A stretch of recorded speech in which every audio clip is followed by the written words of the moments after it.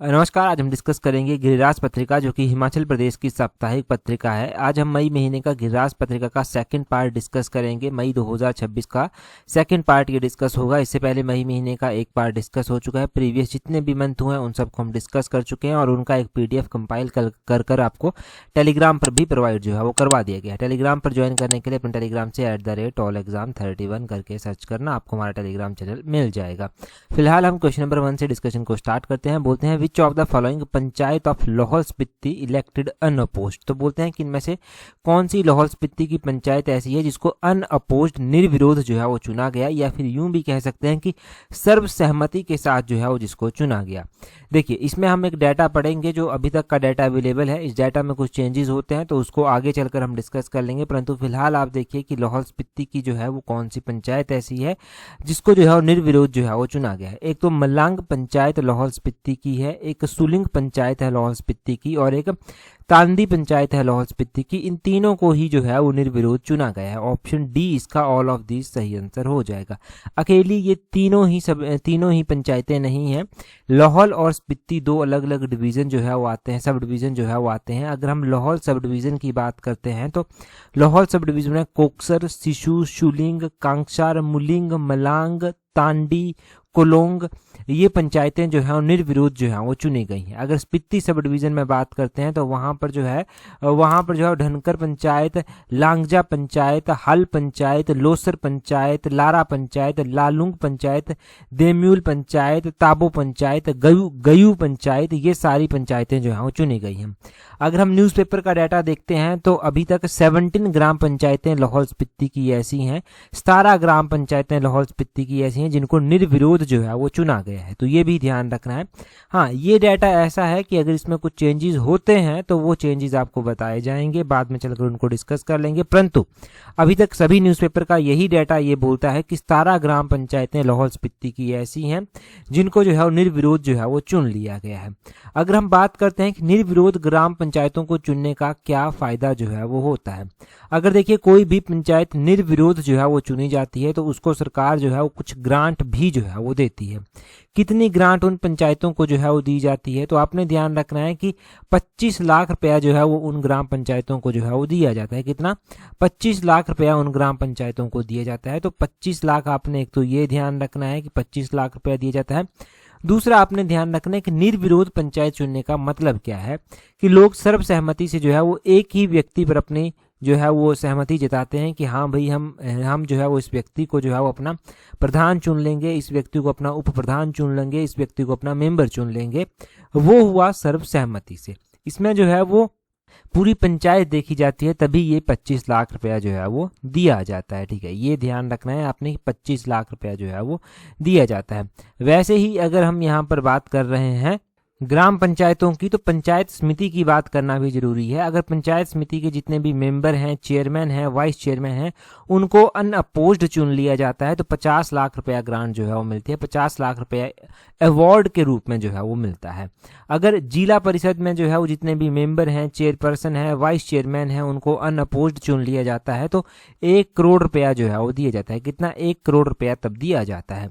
तो 25 लाख, 50 लाख, 1 करोड़, ये आपने अमाउंट जो है वो ध्यान रखने हैं। ये पंचायतों को जो है वो दिए जाते हैं। अगला क्वेश्चन देखिए क्या बोलते हैं। अगले क्वेश्चन में बोलते हैं what is name of initiative launched to enhance public safety and assist tourist. तो बोलते हैं कि सार्वजनिक सुरक्षा बढ़ाने और पर्यटकों की सहायता के लिए शुरू की गई पहल का नाम क्या है। अभी देखिए हिमाचल प्रदेश पुलिस के द्वारा जो है वो एक पहल चलाई गई है जिसको वॉच एंड पेट्रोल का नाम जो है वो दिया गया है। ऑप्शन सी इसका सही आंसर होगा। ये जो वॉच एंड पेट्रोल पहल जो चलाई गई है, ये पहल जो है वो शिमला के रिज मैदान से जो है वो चलाई गई, परंतु इसको आगे चलकर हिमाचल के अलग अलग स्थानों तक जहां पर टूरिस्ट ज़्यादा आते हैं वहां तक इसको बढ़ाया गया। मनाली हो गया, सोलन हो गया, मैक्लोडगंज हो गया, अन्य भी जो है वो पर्यटन स्थल आते हैं जहां पर इसका सफलतापूर्वक जो है वो विस्तार किया गया। स्टार्टिंग में जो ये चलाई गई थी तो माल रोड पर ही चलाई गई थी। माल रोड पर पुलिस पुलिस जो है वो विजिबिलिटी बढ़ाने और जन सुरक्षा सुनिश्चित करने और पर्यटकों की सहायता करने के उद्देश्य से जो है उस योजना को स्टार्ट जो है वो करती है। अब देखिए हिमाचल की इकोनॉमी में बैकबोन जो है वो टूरिज्म को भी माना जाता है। बहुत सारे टूरिस्ट आते हैं यहाँ पर, परंतु कई बार आप देखते हैं कि जो जेन्युइन टूरिस्ट होता है उनको असुविधा भी जो है वो होती है। तो जेन्युइन टूरिस्ट जो आता है उसको असुविधा ना हो उसके लिए ये चलाई गई है। कहीं तो आपने देखे हैं कि आए दिनों न्यूज़पेपर पर, मीडिया पर ये खबरें छाई रहती हैं कि टूरिस्ट आए, उन्होंने बदतमीजी की, उन्होंने स्टंटबाजी की, उन्होंने अपनी जान को भी खतरे में डाला, साथ में दूसरों की जान को भी जो है वो खतरे में डाला। वो एक अलग से जो है वो एक पहलू है। परंतु वैसे टूरिस्ट नहीं कहलाते असल में। वैसे तो लोग पता नहीं किस उद्देश्य से यहाँ पर आते हैं, क्या वो करते हैं, परंतु एनवायरनमेंट हिमाचल का भी वहाँ से ख़राब होता है और एक रीजनलिज्म फिर लोगों में आ जाता है कि ये पंजाब से है, ये हिमाचल से है। पंजाब वाले बोल देंगे हिमाचल नहीं जाना, हिमाचल वाले उसका विरोध करेंगे। अरे भाई, उन टूरिस्टों के लिए आप क्यों जो है वो बाकी लोगों को बदनाम कर रहे हो? आप क्यों किसी स्टेट को लेकर कमेंट कर रहे हो? क्यों उस स्टेट के लिए सभी लोगों को लेकर कमेंट कर रहे हो? वो गलत बात है अपने में हो जाती है। परंतु ये वॉच एंड पेट्रोल पहल आपने ज़रूर ध्यान रखनी है। ऐसे क्वेश्चन जो बनते हैं ना, ऐसे क्वेश्चन ऐसे रहते हैं कि आने वाले 1 साल तक वैलिड रहेंगे।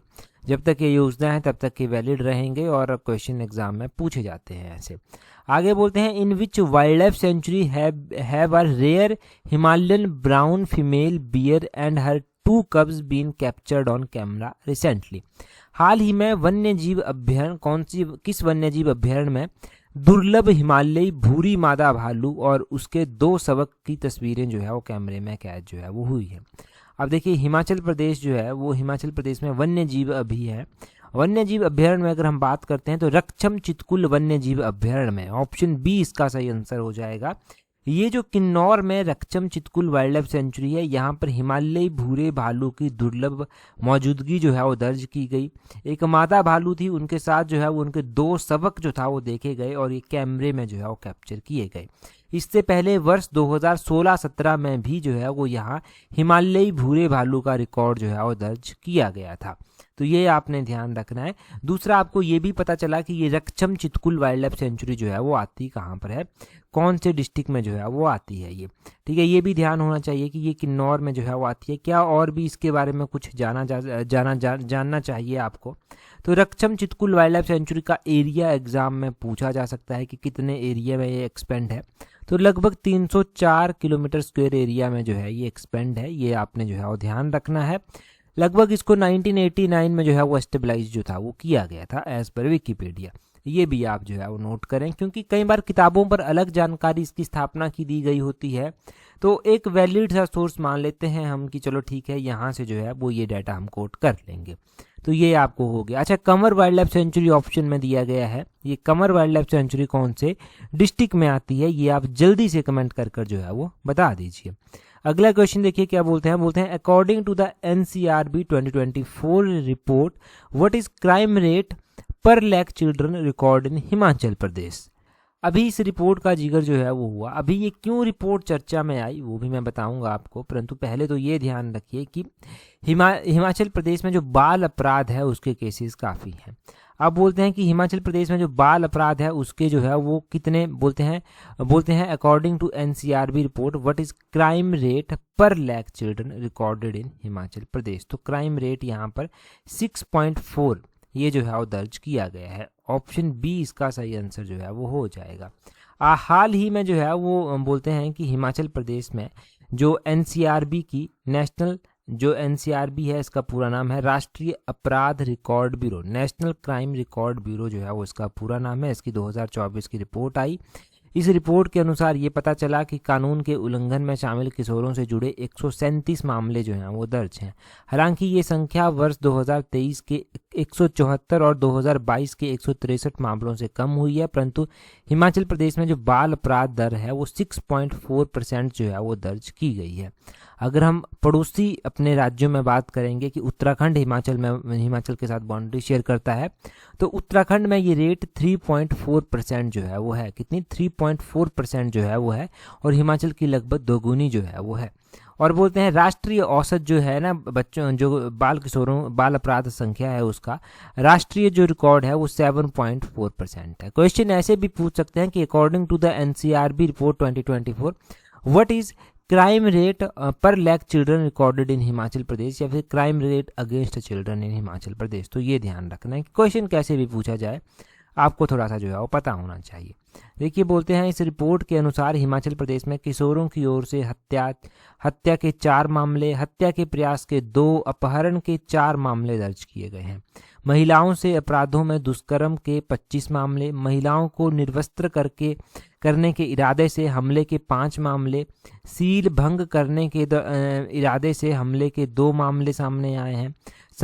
संपत्ति संबंधित जो है वो अपराधों में जो है वो चोरी के 15, सेंधमारी के 10, डकैती का 1 मामला जो है वो दर्ज किया गया है। वहीं जो है वो सार्वजनिक शांति भंग करने से जुड़े 6 मामले जो है वो सामने आए हैं।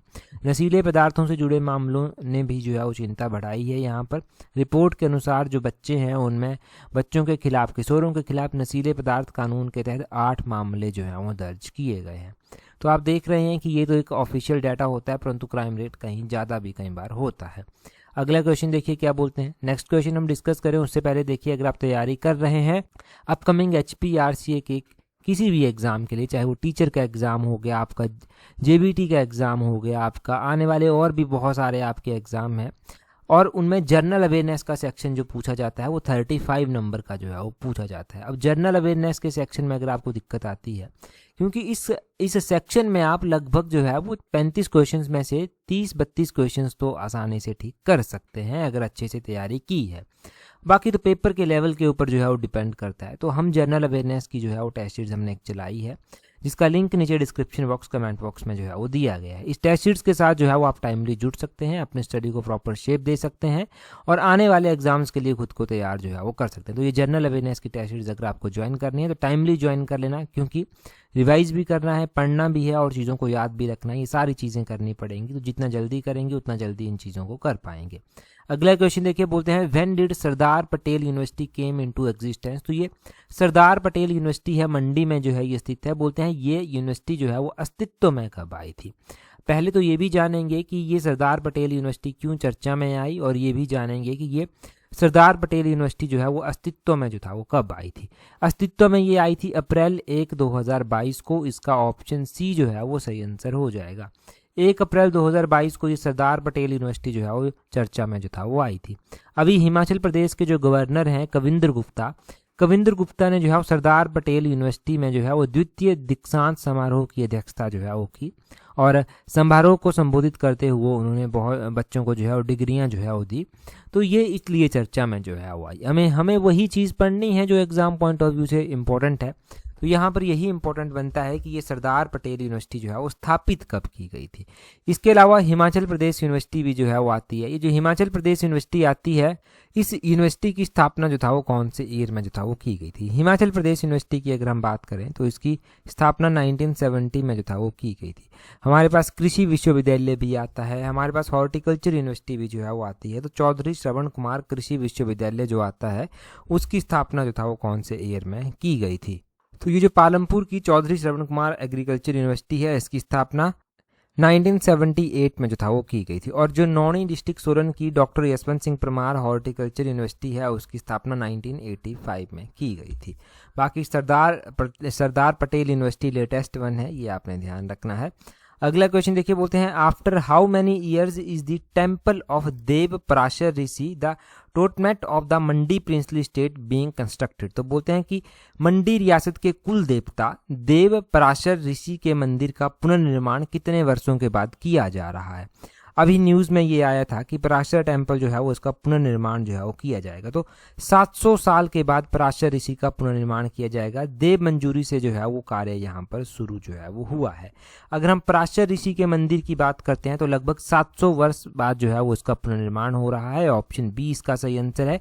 13वीं सदी में जो है वो मंडी रियासत के राजा बाणसेन ने इस मंदिर का निर्माण करवाया था। मंदिर जो है ना, ये मंडी रियासत के कुल देवता का मंदिर भी है। और बोलते हैं यहाँ पर अगर इस मंदिर की अगर हम बात कर रहे हैं तो ये मंदिर जो है वो सिमिलर टू पैगोडा स्टाइल के तरह जो है वो बना हुआ है। जैसे पैगोडा स्टाइल में हडिम्बा माता का मंदिर है वैसे ही कुछ ये बना हुआ है। अब देखिए इस मंदिर की जब बात की जा रही है तो ये भी पता चल गया ये मंदिर जो है वो मंडी में स्थित है। ये भी पता चल गया किसके द्वारा बनवाया गया था, कब बनवाया गया था, ये भी पता चल गया। एक किताब है history of Mandi. History of Mandi किताब जो है इसके लेखक हैं प्रोफेसर मनमोहन सिंह। अब बोलते हैं इन्होंने ये किताब जो है वो अंग्रेजी में प्रकाशित की है और इसमें भी जो है वो इस मंदिर का जो है वो वर्णन जो है वो आता है या फिर इसके निर्माण का उल्लेख जो है वो किया गया है।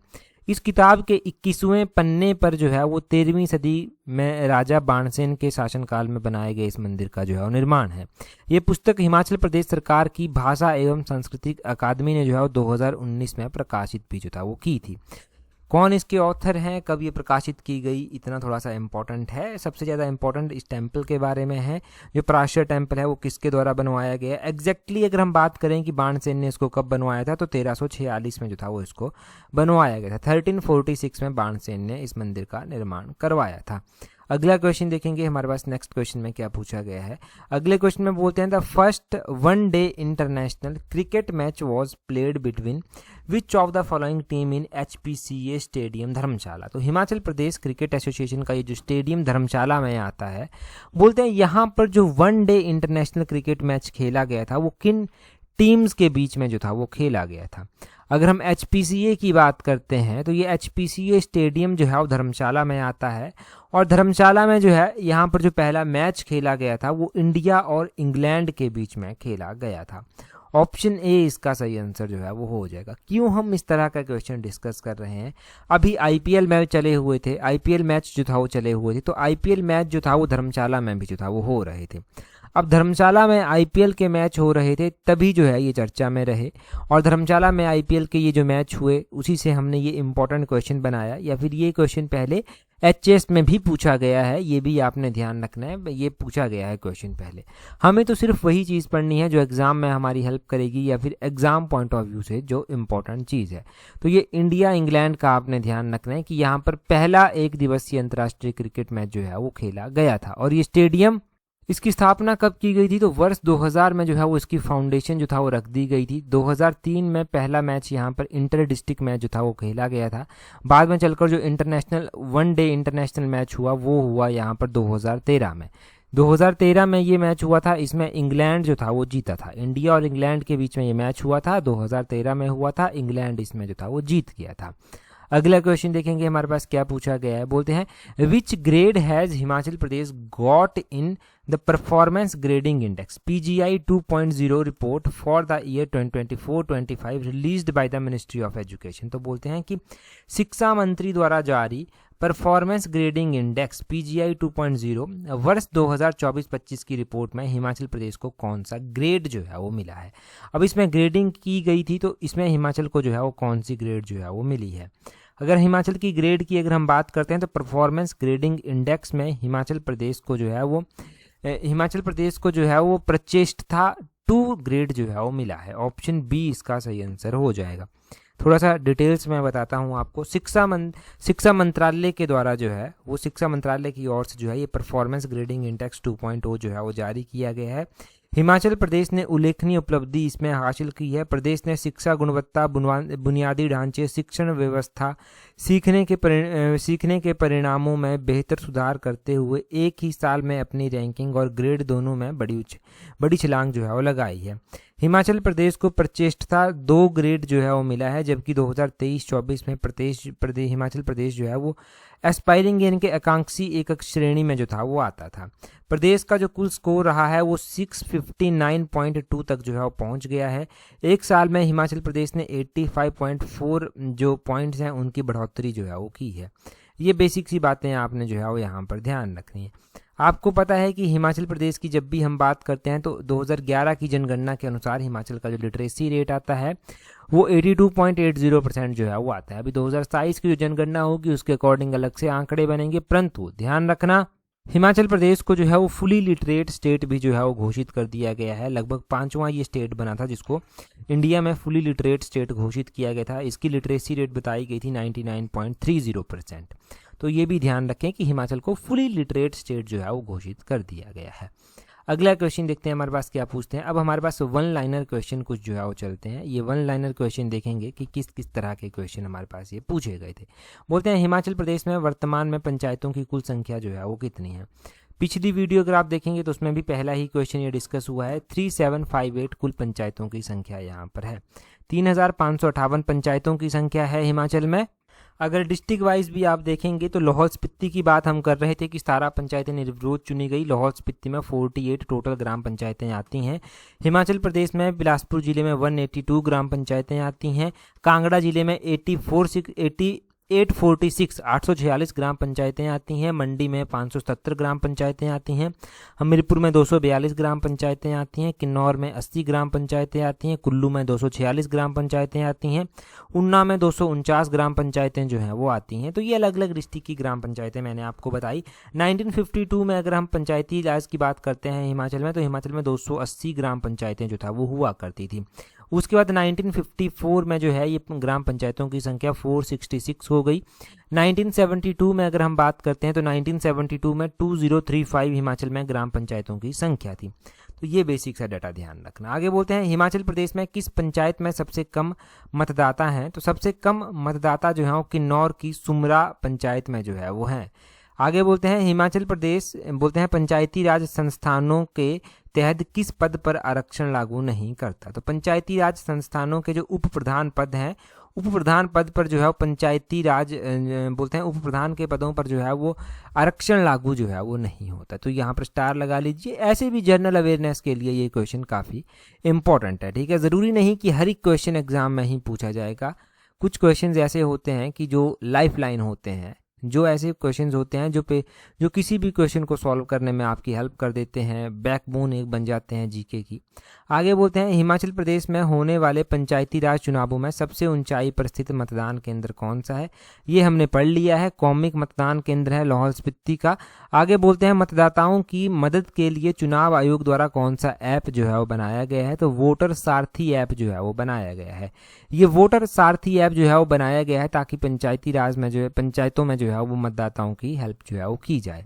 हम पंचायती राज सिस्टम की बात कर ही रहे हैं तो इंडियन कॉन्स्टिट्यूशन की 73rd कॉन्स्टिट्यूशनल अमेंडमेंट आपने ध्यान रखनी है। आपने जो है वो इंडियन कॉन्स्टिट्यूशन का जो पार्ट है, पार्ट नंबर 9 आपने ध्यान रखना है, ये पंचायतों से डील करता है। और शेड्यूल नंबर 11 आपने ध्यान रखना है, ये भी पंचायतों से डील करता है। और इंडियन कॉन्स्टिट्यूशन का directive principle of state policy में आर्टिकल नंबर 40 ध्यान रखना है, गांधीयन प्रिंसिपल में ये आता है। ये ग्राम पंचायतों के फॉर्मेशन की बात जो है वो करता है। तो इतने तो basic questions one liner questions में ही जो है वो निपट गए। हिमाचल के जो पंचायती राज प्रणाली है उसके बारे में भी ये 3-4 क्वेश्चन काफ़ी इंपॉर्टेंट है। आगे बोलते हैं समुद्रगुप्त के किस प्रसिद्ध दरबारी कवि ने प्रयाग प्रशस्ति की रचना की थी। समुद्रगुप्त के एक प्रसिद्ध दरबारी कवि हुआ करते थे जिनका नाम हरिसेन था। हरिसेन के द्वारा ये प्रयाग प्रशस्ति की स्थापना जो था वो रचना जो था वो की गई थी। महात्मा गांधी ने नवंबर 1933 में किस स्वतंत्रता सेनानी के साथ छत्तीसगढ़ यानी कि दुर्ग का दौरा जो था वो किया था। दुर्ग का दौरा इनके द्वारा जो महात्मा गांधी के द्वारा नवंबर 1933 में किया गया था, तो वो घनश्याम सिंह गुप्त के द्वारा साथ जो है वो किया गया था।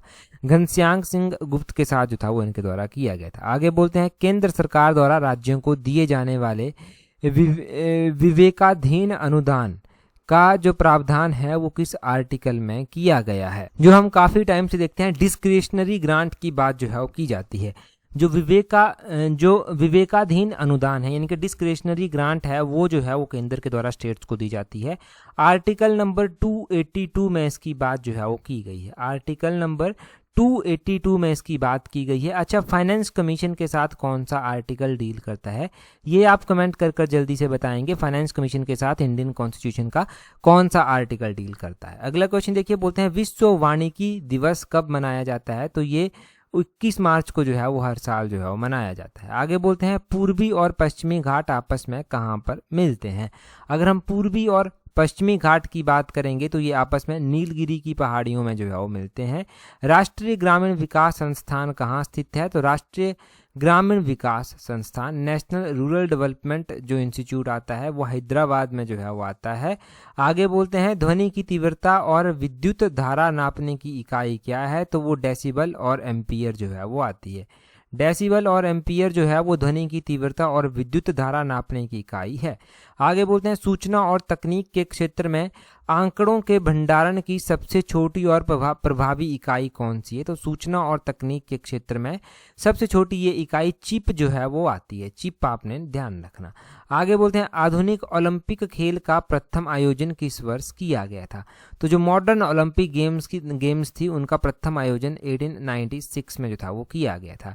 भारत रत्न पुरस्कार की शुरुआत कब की गई थी? तो ये 1854 में जो था वो की गई थी। ये प्योर स्टैटिक क्वेश्चंस हैं और ऐसे क्वेश्चंस बहुत बेसिक हैं। जैसे कि एक और क्वेश्चन हम ऐसे ही पढ़ते हैं कि पद्मा अवार्ड जो दिए जाने लगे, जिसमें पद्म भूषण दिया जाता है, पद्म विभूषण दिया जाता है, पद्मश्री दिया जाता है, तो पद्मा अवार्ड जो है वो कब स्थापित हुए थे? तो पद्मा अवार्ड की अगर हम बात करें तो ये भी जो है वो ध्यान रखना है 1954 में ही जो है वो ये भी जो है वो दिए जाने लगे। 1954 में ही जो है वो पद्म पुरस्कारों की स्थापना जो था वो की गई थी। भारत रत्न की कब की गई थी वो भी आपने जो है वो जान लिया।